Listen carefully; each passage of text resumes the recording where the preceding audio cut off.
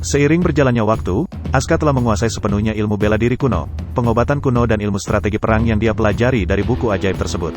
Kemampuannya semakin meningkat pesat. Dia menjadi orang yang sangat hebat dalam pertempuran dan mampu menyembuhkan segala penyakit dengan keahliannya dalam pengobatan.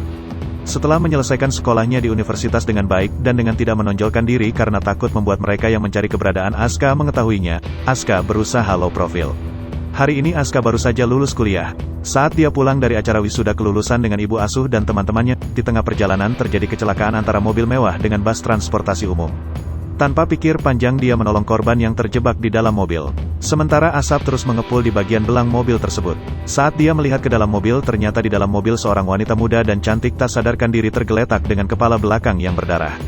Dengan kekuatannya yang diwariskan dari buku kuno itu, Aska dengan mudah menarik pintu mobil itu meski mobil dalam keadaan penyok dan akan sulit bagi orang biasa untuk membuka pintu itu meski dicongkel dengan linggis. Seorang wanita yang terluka parah akibat kecelakaan mobil itu membuka matanya saat Aska menarik dan memeluk tubuhnya menjauh dari mobil itu.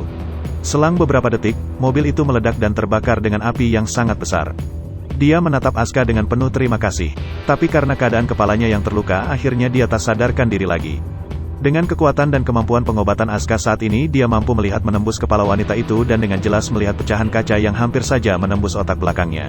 Aska dengan sigap mencabut pecahan kaca tersebut dari kepala belakang wanita itu lalu menutup luka dengan kemampuan aura yang dimilikinya.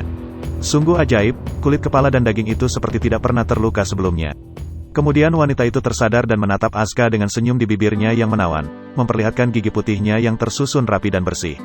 Lalu berkata, "Terima kasih atas pertolongannya. Jika Anda tidak menolong saya, pasti saya sudah mati terbakar di mobil itu." "Tidak apa-apa Nona, sudah menjadi kewajiban setiap orang membantu sesama, hehe," jawab Aska sedikit malu. Aska menatap wanita itu dengan penuh kekaguman karena wanita itu sangat cantik. "Lalu bagaimana kamu bisa membuat lukaku sembuh hanya dalam waktu sebentar?" Anya bertanya dengan sedikit bingung. Andai dia bisa melihat langsung ke belak kepalanya pastilah dia tidak akan percaya sama sekali. Untungnya dia tidak bisa melihatnya. "Itu hanya keterampilan kecil yang pernah saya pelajari di sekolah, bukan hal yang hebat." Aska mencoba untuk menyembunyikan kemampuannya. "Oh iya, namaku Anya," wanita itu memperkenalkan dirinya kepada Aska. Aska yang masih menatap wajah wanita itu tersentak kaget dan sedikit malu lalu menjawab, "Aku Aska." Wanita itu tersenyum dan berkata, "Aku harus membalas kebaikan kamu yang telah menyelamatkan hidupku. Aku akan memberi kartu namaku."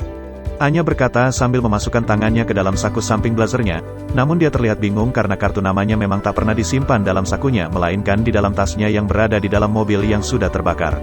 "Maaf Aska, aku lupa. Kartu namaku ada di dalam tas di mobil itu."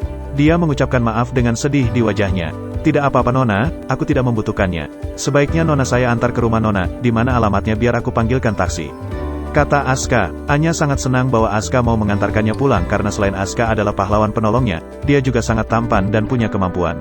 Tentu saja Anya sangat senang sekali mendengarnya.